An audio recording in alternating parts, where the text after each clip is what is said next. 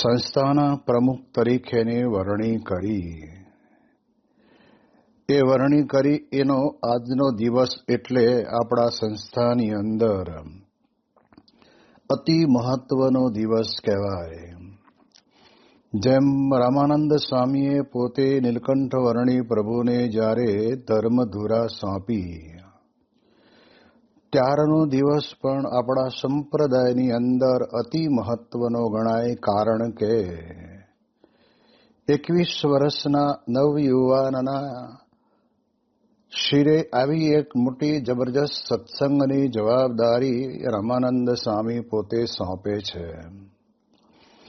એવી જ રીતે બ્રહ્મ સ્વરૂપ શાસ્ત્રીજી મહારાજ પોતે પોતાના અતિ પરિશ્રમે કરીને ઊભી કરેલી આવી એક અદ્ભુત દિવ્ય BAPS સંસ્થા, જેનું સુકાન પોતે પ્રમુખ તરીકે નિભાવતા હતા. અને હવે શાસ્ત્રીજી મહારાજને મન જેમ રામાનંદ સ્વામી પોતે નીલકંઠ વર્ણીને વિશે રહેલા દિવ્ય ગુણોને એ પામી ગયેલા હતા અને જાણતા હતા કે વિશ્વની અંદર મારા પછી એમને જ્યારે ધર્મધુરા સોંપીશે ત્યારે બહુ મહત્વના કાર્યો કરશે. અને એટલા માટે તો તેઓ કાયમ કહેતા કે હું તો ડુગડુગીનો વગાડનારો છું, ખરા ખેલના ભજવનાર તો આવ્યા એ વર્ણી છે. એટલે પહેલેથી જ આ પ્રમાણે રામાનંદ સ્વામી પોતે મહારાજનો મહિમા કહેતા આવ્યા હતા. એવી જ રીતે નાના એવા નારાયણ સ્વરૂપદાસને પણ પોતાની સાથે રાખ્યા. પોતાની જવાબદારી સોંપવા માટે ઘણી બધી રીતે શાસ્ત્રીજી મહારાજે એમના ઉપર વાત્સલ્ય વરસાવ્યું. કારણ કે સંપ્રદાયની અંદર આમ જોવા જઈએ તો ઉંમરની અંદર ઘણા બધા સંતો મોટા હતા, જેમણે પોતે દેહે કરીને મંદિરોના બાંધકામની અંદર જબરજસ્ત સેવા કરેલી હતી. એ પણ પ્રમુખ સ્વામી મહારાજ પોતે જાણતા હતા.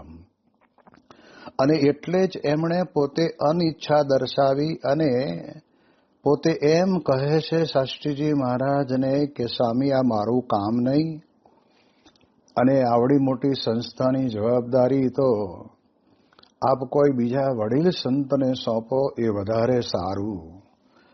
ત્યારે શાસ્ત્રીજી મહારાજ પોતે એમના ઉપર અતિશય પ્રસન્ન થઈને કહે છે કે તમારાથી થશે એવું અમને દેખાય છે, એટલે જ અમે તમને સંસ્થાના પ્રમુખ બનવા માટે આગ્રહ કરીએ છીએ.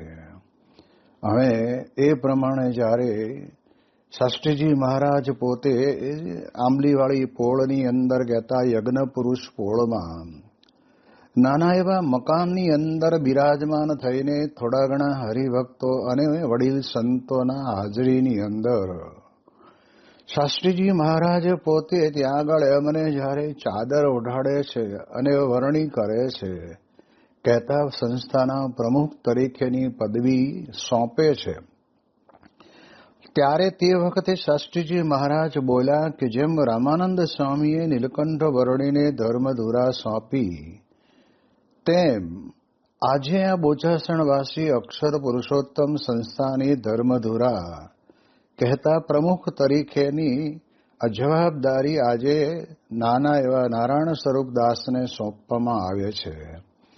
આજે કંઈ મેં નિર્ણય લીધો છે એ મારી સજાગ બુદ્ધિથી લીધેલો છે, અને મારે ક્યારેય પણ કોઈ પણ કાર્ય મેં સંસ્થાની અંદર એવું નથી કર્યું કે મારે પસ્તાવાનો વારો આવે. કારણ કે તે સમયની અંદર ઘણા બધાના વિચારો એવા રહેતા કે સ્વામી તમે અમને પ્રમુખ બનાવો છો પણ ભવિષ્યમાં પસ્તાવવું પડશે.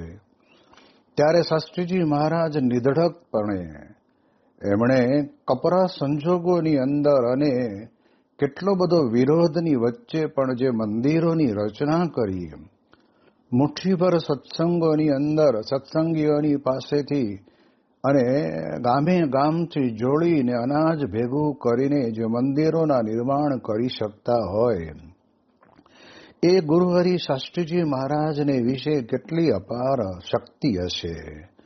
કેટલો આત્મવિશ્વાસ હશે, કેટલી દ્રઢ પોતાના ઈષ્ટદેવ પ્રત્યેની ભક્તિ હશે કે જેના કારણે કરીને આવી રીતે બે સંસ્થાઓની સામે ઊભા રહીને અને એમાં પણ કોઈ પણ પ્રકારનો બંને સંસ્થાઓ માટે ક્યારેય પણ એક શબ્દ પણ અજુકતો બોલ્યા વગર ઉલટાની બંને સંસ્થાની પ્રશંસા કરતા અને જ્યારે પણ દર્શન કરવા જાય ત્યારે દર્શન પણ કરતા, આચાર્ય મહારાજને મળવાનું થાય ત્યારે દંડવત પણ કરતા, એવી પ્રકારની શુદ્ધ ને સાધુતા સભર જીવનની ભાવના એ કરીને શાસ્ત્રીજી મહારાજે પોતે જે આ પાયા નાખ્યા ને એ ખરેખર અદ્ભુત રીતે નાખ્યા.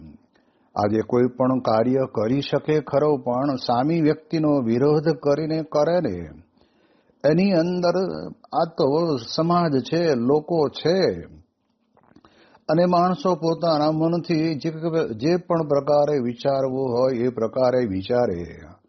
પણ બ્રહ્મ સ્વરૂપ શાસ્ત્રીજી મહારાજે પોતે જે આ અક્ષર અને પુરુષોત્તમની ઉપાસનાના ગગનચુંબી મંદિરો બનાવવાનું શરૂ કર્યું, એમાં એમને પોતાને કેટલો બધો આત્મવિશ્વાસ હતો. ગોંડલની જમીન માટે પણ ઘણી બધી પ્રકારની રકમની માગણી થતી હતી. ત્યારે શાસ્ત્રીજી મહારાજ પોતે જેને કહેવાય ને કે પોતાની અંતર્યામી શક્તિ વડે કરીને પોતે કહેતા કે આપણે એટલી બધી રકમ આપવી પડશે નહીં અને તમે પ્રયત્ન કરો અને આપણને એ બધી જ જમીન કહેવાય છે કે 25 લાખની અંદર મળી જશે. આવી પ્રકારની જે દ્રઢતાથી બોલવું એ સામાન્ય વસ્તુ નથી.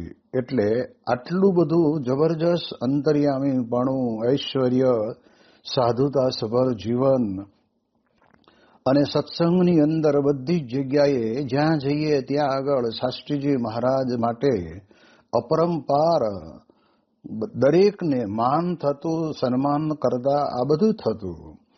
સાથે સાથે અપમાન પણ થતા તો પણ શાસ્ત્રીજી મહારાજ એ અપમાન કરનારનું હિત થાય એવા જ વિચારો એમણે કર્યા છે. કપરા સંજોગોની અંદર કોઈ પણ ભોગે કરીને એ કાર્યને પૂરું કરવાની તાકાત અને આત્મનિષ્ઠા, કહેતા કે આત્મવિશ્વાસ તો શાસ્ત્રીજી મહારાજનો કહેવાય. સ્વામીશ્રીને નિરખનારા વિશ્વ વિધાતાના હોઠ પરથી જરૂર ઉદ્ગાર સરી પડ્યા હશે. અદ્ભુત અને અભૂતપૂર્વ. સૂર્ય, ચંદ્ર અને તારાઓ આંખથી વિશ્વની ઝીણામાં ઝીણી નોંધ લેનારા આ વિધાતાએ સૃષ્ટિ સર્જી ત્યારથી અત્યાર સુધીના ઇતિહાસમાં એવી વિભૂતિ નહોતી જોઈ કે જેણે આટલી ટૂંકી સમય આ વિધિમાં લોક કલ્યાણ માટે 96,525 કિલોમીટરનો પ્રવાસ કર્યો હોય. 244 દિવસમાં 222 નગરોને પાવન કરનાર, 2,261 ઘરોમાં ઘૂમનાર અને 17,500 પત્રો લખનાર કોઈ મહાપુરુષ હજી સુધી એ વિધાતાની આંખનો અતિથિ નહોતો બન્યો. આટલા અલ્પ કાળમાં 15,000થી વધુ વર્તમાન દીક્ષા આપી પ્રભુના પંથે પ્રયાણ કરનાર કોઈ મહાત્મા તેઓને શોધ્યા નહોતા ચડ્યા. આ જોઈ તેઓ સ્વામીશ્રીની આ ચતુર્થ ધર્મયાત્રા માટે અદ્ભુત અને અભૂતપૂર્વ કેમ ન પોકારી ઉઠે. વિધાતાના શબ્દોનો પડઘો ઠેક ઠેકાણે સંભળાતો ચાલ્યો. આ યાત્રામાં સ્વામીશ્રી સાથેની મુલાકાતથી હરખાયેલા પ્રત્યેક વિદેશી ગાઈ રહેલા અદ્ભુત અને અભૂતપૂર્વ. તો આ પ્રવાસમાં સ્વામીશ્રીના કરકમળો દ્વારા પ્રતિષ્ઠિત થયેલા 6 મંદિરો અને તે નિમિત્તે નીકળેલી નગર યાત્રાઓ જોઈને પણ સૌના મુખેથી શબ્દો સરી રહેલા અદ્ભુત અને અભૂતપૂર્વ. આ યાત્રામાં સ્વામીશ્રીના યોગમાં વ્યસન આદિ કુટેવોથી મુક્ત થયેલા હજારો મુમુક્ષુઓના હૈયા બોલી રહેલા અદ્ભુત અને અભૂતપૂર્વ. તો આ પ્રવાસમાં સ્વામીશ્રીના જીવન કાર્યથી ઊંચે ચડેલો ધર્મ અને સંસ્કૃતિનો ધ્વજ જોઈ ગૌરવથી ભર્યો પ્રત્યેક ભારતીય ગાઈ રહેલો અદ્ભુત અને અભૂતપૂર્વ. આ યાત્રામાં સ્વામીશ્રીનો પડછાયો બની તેઓની રજેરજ પ્રવૃત્તિને નોંધના ઈશ્વરચરણદાસ સ્વામીએ પણ નોંધપોથીમાં લખ્યું. સ્વામીશ્રીને આ વખતે સખત ભીડો પડ્યો છે, જે શબ્દોમાં વર્ણવી શકાય એમ નથી. આમ અનેકવિધ રીતે સ્વામીશ્રીના આ ધર્મયાત્રા અદ્ભુત અને અભૂતપૂર્વ પુરવાર થઈ રહી. તેથી જ તારીખ 3 ફેબ્રુઆરીની બપોરે 3:15 વાગ્યે સ્વામીશ્રીને લઈ નેરોબીથી ઉડેલું અન્નપૂર્ણા વિમાન તારીખ 3 ફેબ્રુઆરીની રાત્રે 12:25 મુંબઈની ધરતી પર ઉતર્યું. ત્યારે તેઓને વધાવવા મધરાતે પણ હજારોની મેદની એરપોર્ટ પર ઉમટી પડી. 8 મહિને સ્વામીશ્રીના દર્શન પામી તે સૌ ભાવ વિભોર બની ગયા. એરપોર્ટ પર સૌનો અનેરો સત્કાર ઝીલતા ઝીલતા સ્વામીશ્રી રાત્રે 1:20 દાદરમાં બંધાતા નવા મંદિરના સભા મંડપમાં આવી બિરાજ્યા.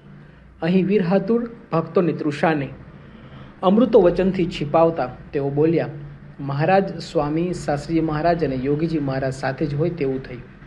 મહારાજનું કાર્ય કરવા ગયેલા એટલે ટાઢ, તડકો, વરસાદ વગેરે કંઈ મુશ્કેલી નડી નહીં. આપણું કંઈ ગજું નથી, આપણામાં કંઈ નથી. દરેક જગ્યા ખેંચ રહી.